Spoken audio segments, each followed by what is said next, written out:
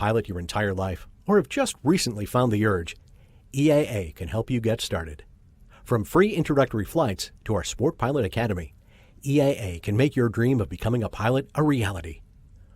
Whatever your interests, whatever your goals, we'll steer you in the right direction and show you that your dream of flight is closer than you think. Visit eaa.org/learn-to-fly and get started.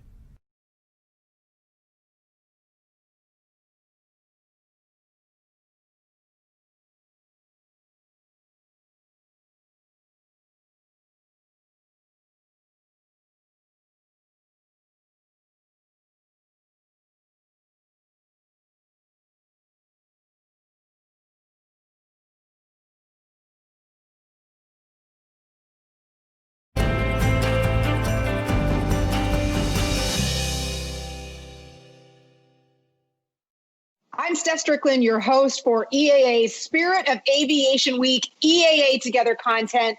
I want to introduce you now to someone who is incredibly accomplished in the aviation world. Emmy Dillon, how are you doing today? Hi, Steph. I'm doing fantastic. Thank you so much for having me this week. I'm very, very excited.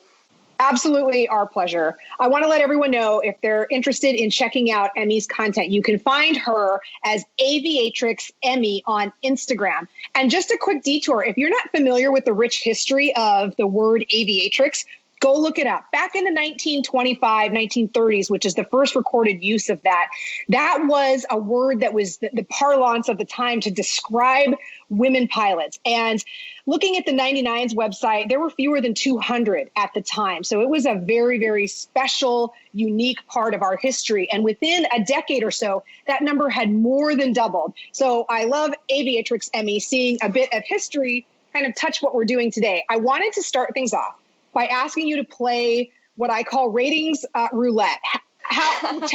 Give me all of your ratings. It's usually like acronym laden. Tell me everything that you got to figure out. Sure. So I have my single engine, multi-engine commercial with my instrument rating. I'm a CFI, almost double I with a layer 45 type rating. Cool. I have a laminated student pilot certificate. You have to start somewhere. You have to start somewhere. And that's one of the things that we want to talk about today, particularly because of your really interesting way that you got involved in aviation and the things that you did outside of that. So let's go back to school. I did not know what this meant. What is a human factors degree? And then you pursued engineering. Tell me about your school. So back when I was in high school, I went to a summer camp all about engineering. And one of the engineering types that I got to learn about was industrial engineering. A subset of that was human factors, and I went on to pursue that. And kind of a little bit of my history with that. Back when I was learning how to fly, my very, very first flight instructor was unfortunately killed in a midair collision. So what I wanted to do is I wanted to basically take this experience and turn it into a project. I wanted to somehow influence the aviation industry and make it safer. And human factors for me was the way to do that. So my degree in human factors allowed me to be a part of the evaluation, design, development of man-machine interfaces. And of course, for me, the airplane is the machine and the pilot is human. So it's the perfect mix for me. So I ended up majoring in that. I'm getting my master's degree in it as well. And I was an engineer for a few years. Why did you choose to leave engineering? So that's everybody's super big question to me. It's like, why would you leave this very comfortable, incredible opportunity to go fly airplanes? So for me, it was actually a moment that I had with another former engineer turned pilot at the Women in Aviation Conference in 2018. So, or 2019, I'm sorry. So I had met, she was an American Airlines first officer on the A320. And we were just talking. I think we were waiting in line for something. It's one of those random meetings. And we just got to talking about what we had been doing throughout our careers. And she mentioned she had been a software engineer. And I was like, no way. Okay, I'm kind of familiar with that. So, just politely, I wanted to, understand, what made her change. And she told me that if you think about something every single day of your life and you're not doing something about it, what are you even doing? And of course, it comes across a little bit harsh, but when you think about it, I mean, she's absolutely right. And I very much took that to heart. And within the next year, I earned my CFI, started and almost finished my double I, and became a corporate pilot. So you've had this epiphany, you've decided to go chase this. What was the path to actually deciding you wanted to do it, to being able to actually do it as a job? So the decision process was pretty long and hardcore, to be honest. There was a lot of internal debate. There's a lot of, I'm an engineer at a major, aviation supplier, and I want to switch that and be a pilot. It was very hard for me to comprehend because, I want to be the best at whatever I do. And of course, engineering, I wanted to be the best. I wanted to be challenged, but I really, really missed being in the airplane every day. So I went through my CFI training. I was very, very low time at the time, maybe 400 hours or so. And I just kind of busted my butt to get my CFI, to build time, to flight instruct, also continuing my training, ended up getting a Lear type rating out of it. And then I finally ended up with enough hours to be considered by an aircraft manufacturer to be one of their corporate ferry pilots. So it was actually a relatively quick transition compared to most people where it is a longer transition. I was very lucky that I already had, my multi and my commercial, and all I really needed was my CFI and to time build a little bit. So the transition was actually a little bit simpler for me in this case. But of course, it was a rather difficult decision to actually make the jump. Well, I want to talk about that. Do you ever look back and wonder what your path would have been had you stayed in engineering? All the time, all the time. And I think it's a really good thing that I am able to reflect back on that for two reasons. Mainly because, I'm continuing my engineering education, getting a master's degree in human factors engineering.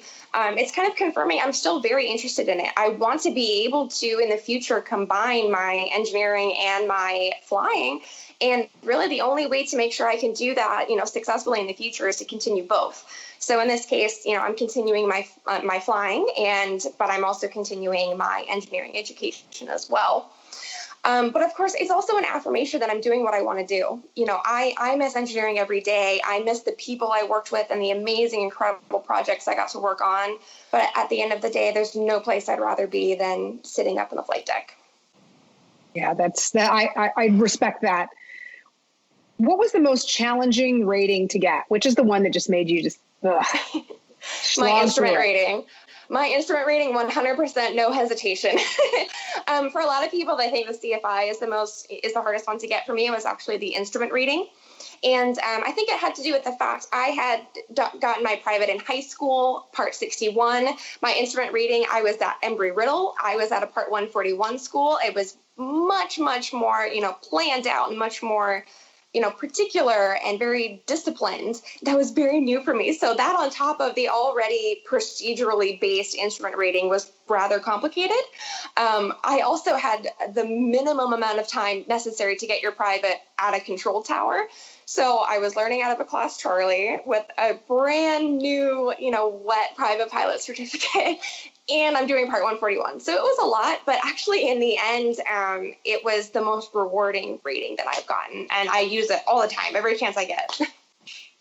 I hear people talk a lot about getting, IFR rating and their instrument rating and how challenging that is. I don't think you're alone. I think it's something that gives me a little bit of pause, but I remind myself, and much like it's probably progressed for you, you take one rating at a time. It's your license to learn the next thing.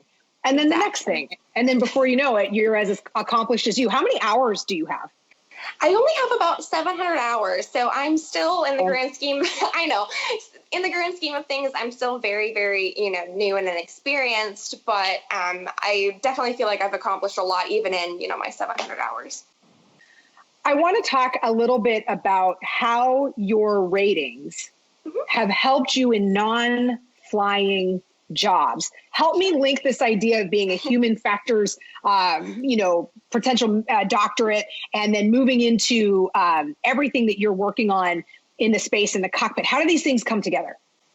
So probably a lot of the things that I learn in my flying that I'm able to apply, in engineering and vice versa are actually more, about how to interact with people more so than, the obvious, technical technical skills you can build in the flight deck that you can apply otherwise. So probably the first and biggest lesson that I've learned is to listen to people. I've heard this so many times over and over again. No one learns by talking. You can only learn really by listening, and not just, in one ear out the other, but fully digest what somebody is trying to explain to you, what you are going to learn from this. So listening is absolutely key in both, engineering and flying. Probably a little bit more so in flying because, when you're flying, in the cockpit, things are going 150, knots or whatever, depending on your airplane, it's a little different, but the same rule applies.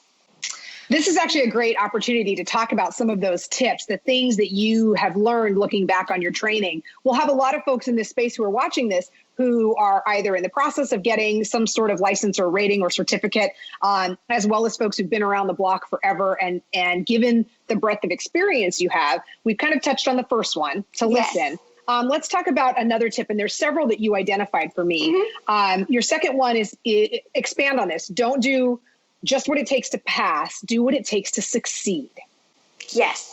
So what I often find, is towards the end of, your private training or any rating, really, people they get burnt out maybe, or they get tired and they're just like, I just want to pass. I just have to get it over with. And you have to kick yourself and get you out of that position, because with this new rating or this new certificate, or a type rating in a brand new airplane, passing isn't enough. Passing is, yes, you're safe, but is that really going to make you a great pilot? Everybody should want to be a great pilot. And that's why, you want to push to understand, as much as you can about every system of your airplane. You want to know all of the different theories behind, aerodynamics, for example. The more you know, the better pilot you'll be, the more information that you can pass on to the next generation. Before I get to your tip number 3, which is kind of dovetails a little bit into mentorship, I want to ask you a personal question. One of the things that I think about, if I ever manage to get past the student pilot part, thanks COVID, into actually becoming someone who's capable of soloing an airplane and then eventually getting my license, is this idea of taking people up with me. I have a lot of supporters and friends who are non-pilots who are like, oh, I can't wait for you to take me flying, including my own daughter. And I'm like, no, like that is, I don't feel like it's right for me. Other people may choose to make a different distinction. When did you decide you were comfortable taking someone who's a non-pilot or non-instructor up with you in an airplane? So the first time I got to do it was a couple of months. Speak your language or understand kind of where you're coming from. There are some other groups in particular, since we're on that topic, that you have identified that have been pretty important to you, to include an EAA, which we love. Thank you for Naturally. that. But there's some others as well. Tell us, because again, creating your own study group is a fantastic idea. What are some of the other community resources that exist out there for folks to know about? Sure. So another big one, and I've mentioned it, is the 99s. So if you're not familiar with the 99s, it is an all-women pilots organization originally created back in 1929 by Amelia Earhart herself, amongst the chartering members. And we're continuing that to this day. So over 90 years of existence, we've had this sisterhood of female aviators. And what we do in the 99s is literally what we're doing is we're trying to mentor and encourage not only each other, but future generations of women pilots. So I'm very, very drawn to that naturally. What about the women in aviation? Yes. So I didn't really have exposure to that too much until I graduated and I was, off and away and trying to be an adult. And although I didn't have a chapter super close by to me, I've looked into that, just as an opportunity to, create a chapter, but it's also an opportunity to connect with women from all over, the world. I went to my very, very first conference in 2019. I'm gonna mess the year up every time. 2019, and that's where I got my scholarship. And I got to meet Tammy Jo Schultz, and I still am shocked about that. You just run into these incredible women aviators, and not just women aviators. Mechanics, dispatchers, air traffic controllers, literally every facet of aviation. And that's really encouraging to me, because it's like, oh, wait, like there are other women we have to, encourage as well. And I've been really lucky in my previous 99s chapter. We had an air traffic controller, and she was incredible. The information she would pass along to us was really awesome, just to be able to hear her perspective of things. So I think that, women in aviation is extraordinary for including so many other facets of aviation, into one organization. Talk a little bit about LFT and FAST. Yes. So a lot of people aren't super familiar with these. They're actually originally Facebook groups is how it originally started. They're now 501c3s, if I remember correctly. So LFT stands for Ladies in Flight Training. And the LFT group is designed to include ladies that are, like it says, in flight training. So it's an opportunity for student pilots or even for myself, I'm studying to be a CFII. We can go in there and ask questions. It's kind of a safe space for us to discuss, ask, even personal questions, just to get other people's opinions.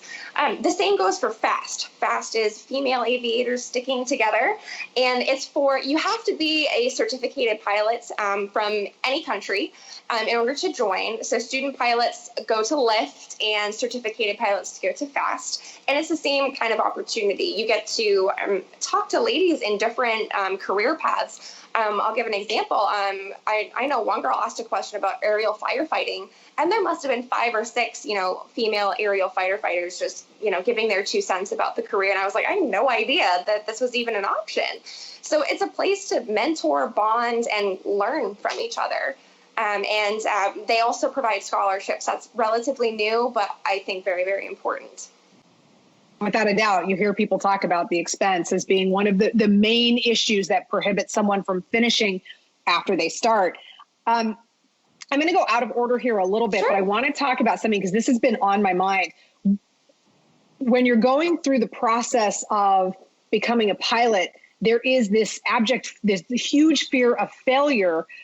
Whatever I do, I cannot fail my check ride. I cannot fail my written. I cannot fail my oral. And you take this different approach, which is to say, you know what, embrace failure. And as I was thinking about that, I was like, it kind of removes the pressure to some degree. Tell me more about that philosophy. So I actually learned that I have to give credit to one of the pilots from the Patriots jet team, Intake. He's number 5. Last year, he gave a talk, and his kind of moral of the story was to say yes, embrace failure, and just ask.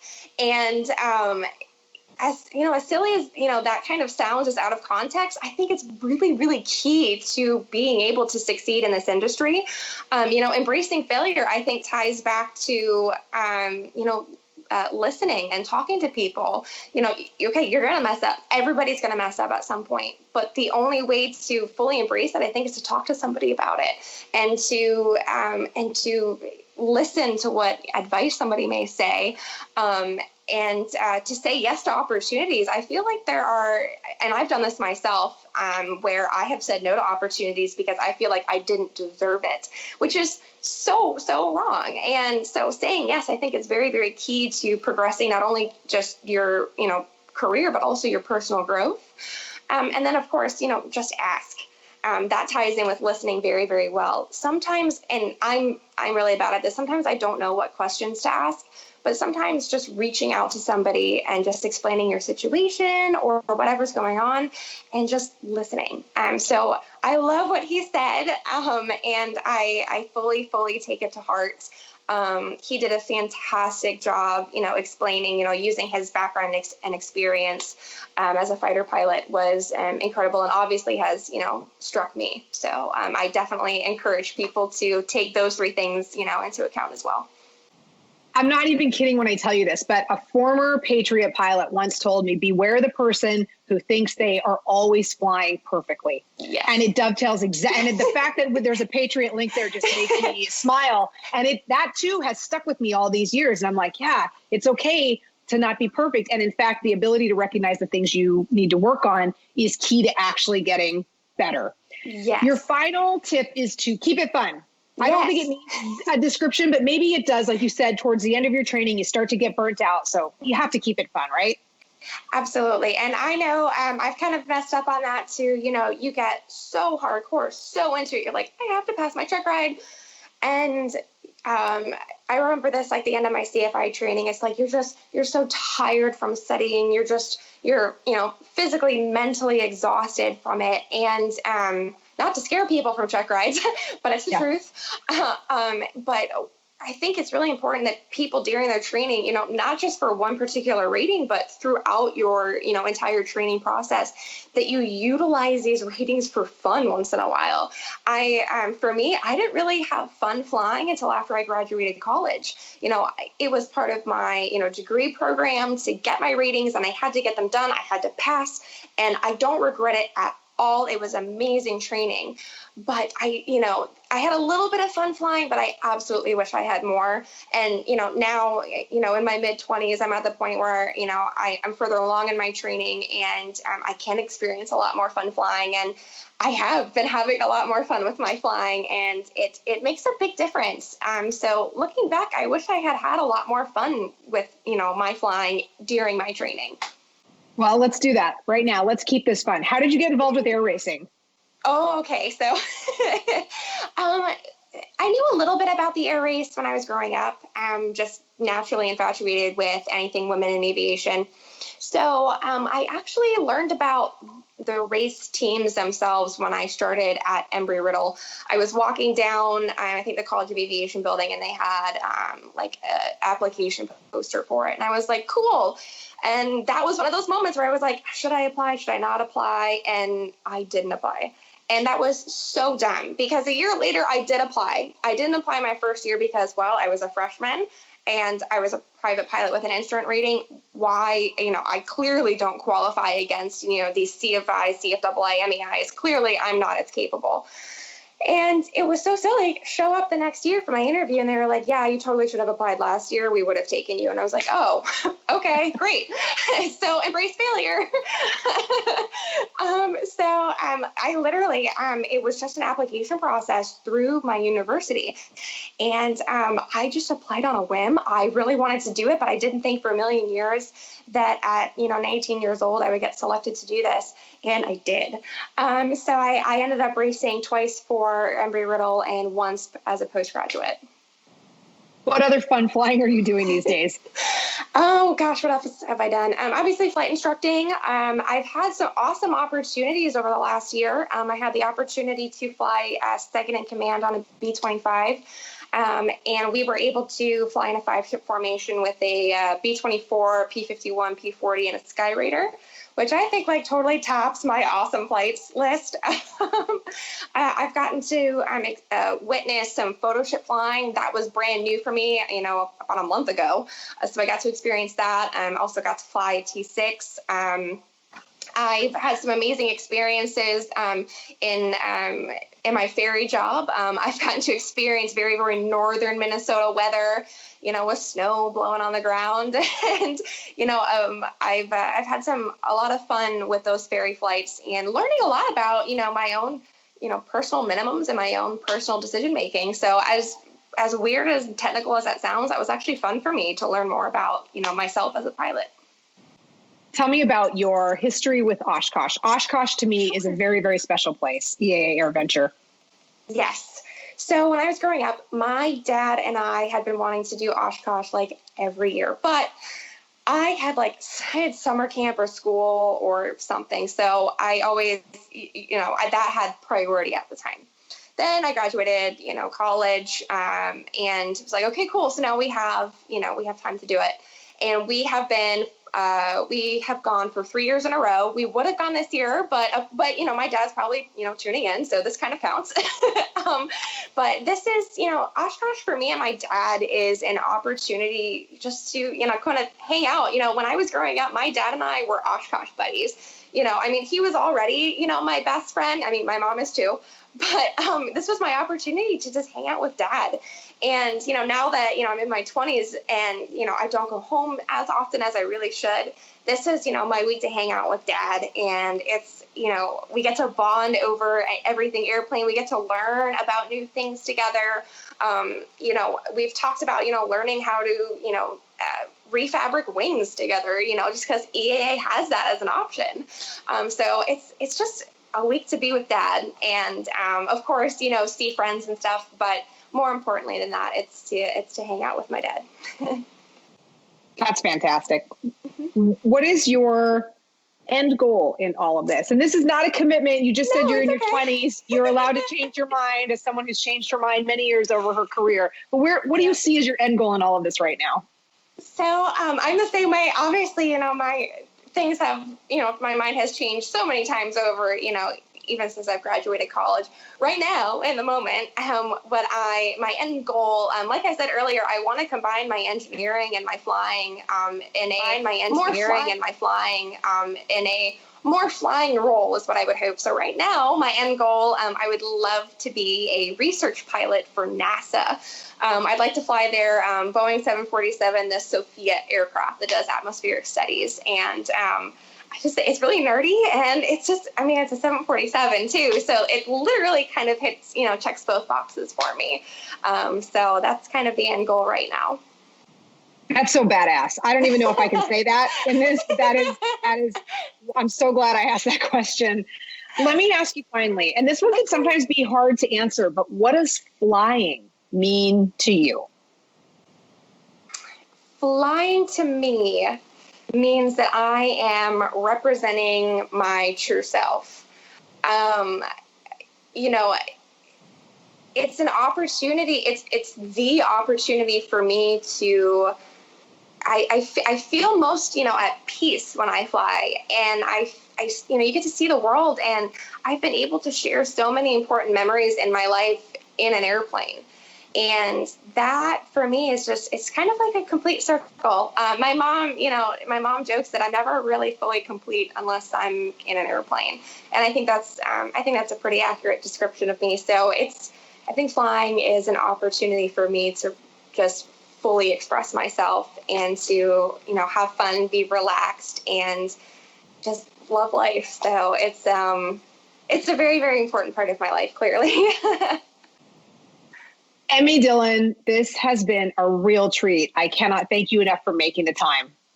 Oh, well, thank you so much for including me. I am so happy to have been a part of this. And, thank you to the EAA team that's been putting this together. You guys are rock stars. You can find her on Instagram as Aviatrix Emmy, EAA Spirit of Aviation Week, the EAA Together Initiative, so much more to come. Thank you very much for watching. Improve your flying, proficiency, and safety with EAA Proficiency 365. This online hub of EAA resources, programs, and exclusive member benefits can help you stay active year-round. Measure your skills with the EAA Skill Score Tracker, a personal proficiency management tool powered by Cloud Ahoy. Use this app to measure your flying skills in several categories and determine where improvement can take place. Access the same simulator scenarios offered in the Pilot Proficiency Center during AirVenture from your home or a community aviation network site near you.